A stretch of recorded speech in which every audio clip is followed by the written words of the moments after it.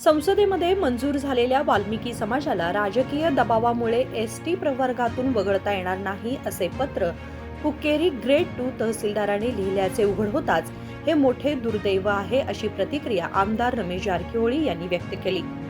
सोमवारी बेळगाव प्रवासी निवासात आयोजित पत्रकार परिषदेत ते बोलत होते। हुक्केरी ग्रेड 2 तहसीलदाराने वाल्मिकी आणि बेडर समाज एसटी प्रवर्गात येत नाहीत असे लेखी दिलेले मोठे दुर्दैव असल्याचं त्यांनी सांगितलं। ಮಾಡ್ತಿದ್ದೇವೆ।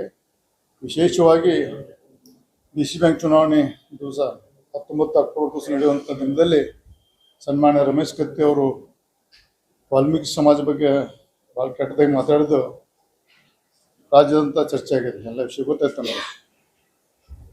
ಆ ಕೇಸ್ ಬಗ್ಗೆ ನಾನು ಹೆಚ್ಚು ಮಾತಾಡೋದಿಲ್ಲ, ಅದನ್ನು ಕಾನೂನು ರೀತಿಯಿಂದ ಅವ್ರು ಹೋರಾಟ ಮಾಡ್ತಾರೆ। ಅವ್ರ ಕಾನೂನಲ್ಲಿ ಏನಾಗ್ತೈತಿ, ಕಾನೂನು ಕೋರ್ಟ್ ಆದರೆ ದುರ್ದೈವ ಸಂಗತಿ ಅಂದರೆ ಮೊನ್ನೆ 2 ಮೂರು ಹಿಂದೆ ಹುಕ್ಕೇರಿ ಗ್ರೇಡ್ 2 ತಹಸೀಲ್ದಾರ್ ವಾಲ್ಮೀಕಿ ಸಮಾಜ ಬೇಡ ಸಮಾಜ ಎಷ್ಟಿನಲ್ಲದ ಬರೆದುಕೊಟ್ಟಾನೆ।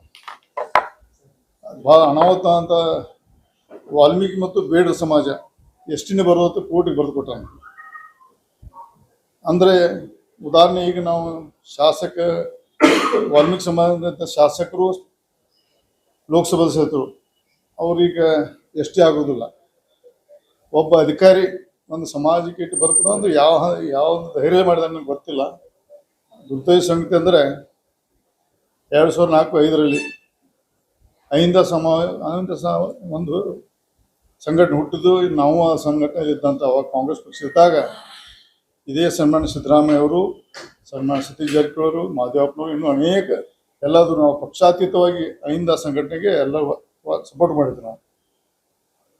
ದುರ್ದೈವ ಸಂಗೀತ ಅದೇ ಸಂಘಟನೆ ಮುಖಾಂತರ ಬಹಳಷ್ಟು ಜನ ಇವತ್ತು ರಾಜ್ಯದಲ್ಲಿ ಮುಖ್ಯಮಂತ್ರಿ ಇರ್ಬೋದು, ಬೆಳಗಾವಿ ಜಿಲ್ಲೆ ಉಸ್ತುವಾರಿ ಇರ್ಬೋದು, ಸಮಾಜ ಸಚಿವರು ಇರ್ಬೋದು, ಗೃಹ ಸಚಿವರು ಮತ್ತು ಕಾಂಗ್ರೆಸ್ ರಾಷ್ಟ್ರೀಯ ಅಧ್ಯಕ್ಷರು ದಲಿತ ಸಮಾಜ ಇದ್ದರೂ ಸಹಿತ ಇವತ್ತು ವಾಲ್ಮೀಕಿ ಜನಾಂಗಕ್ಕೆ ಮತ್ತು ಹಿಂದುಳಿದ ಜನಾಂಗಕ್ಕೆ ದಲಿತ ಸಮಾಜಕ್ಕೆ ಭಾಳಷ್ಟು ಅನ್ಯಾಯ ಆಗೋದ್ರಿಂದ ಭಾಳಷ್ಟು ಅನಾಹುತ ಆಗೋ ಸಂಭವ ಇದೆ।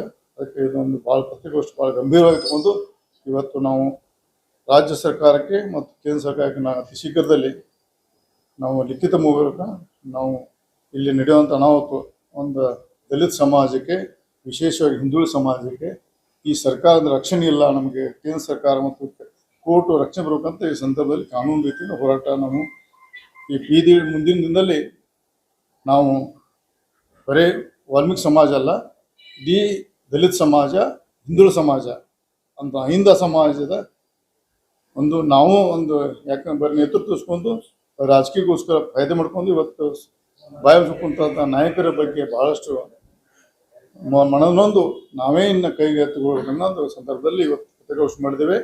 ಮತ್ತು ಈ ನಿನ್ನೆ ಜಿಲ್ಲಾಡಳಿತ ಇರ್ಬೋದು, ರಾಜ್ಯ ಸರ್ಕಾರ ಕೆಲವೊಂದು ನಾಯಕರಿಗೆ ಮಾತಾಡಿ ಈಗ ಹುಕ್ಕೇರಿ ತಹಸೀಲ್ದಾರ್ ಮಾಡಿದಂಥ ಕೃತ್ಯಕ್ಕೆ ಅವ್ರ ಮೇಲೆ FIR ಆಗಿ ಅವರು ಸಸ್ಪೆಂಡ್ ಆಗಿ ಅವರು ಕ್ರಿಮಿನಲ್ ಕೇಸ್ ಬುಕ್ ಆಗಬೇಕು। ಮತ್ತು ಅವ್ರ ಈಗ ಆದಂಥ ಏನದ ವಾಲ್ಮೀಕಿ ಸಮಾಜ ಎಷ್ಟಿಗೆ ಬರೋಲ್ಲ ಅಂತ ಅದನ್ನು ಇನ್ಕ್ವೈರಿ ಮಾಡ್ಕೊಂಡು ಮತ್ತು ನಮ್ಮ ಸಮಾಜಕ್ಕೆ ನ್ಯಾಯ ಕೊಡಬೇಕಂತ ಸಂದರ್ಭದಲ್ಲಿ ನಮ್ಮ ಪತ್ರಿಕಾ ಮುಖಾಂತರ ನಾನು ಹೇಳಕ್ಕೆ ಇಚ್ಛೆಪಡ್ತೇನೆ।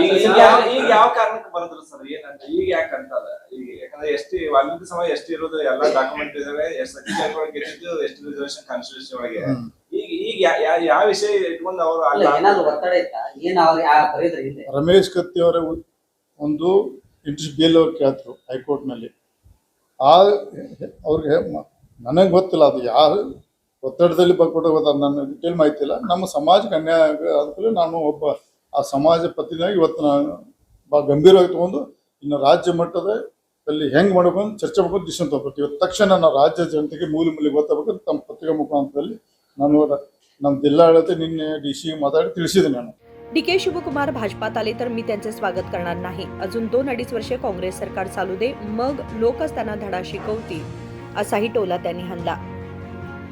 कृष्णा कांबळे, KMM मराठी, बेळगाव।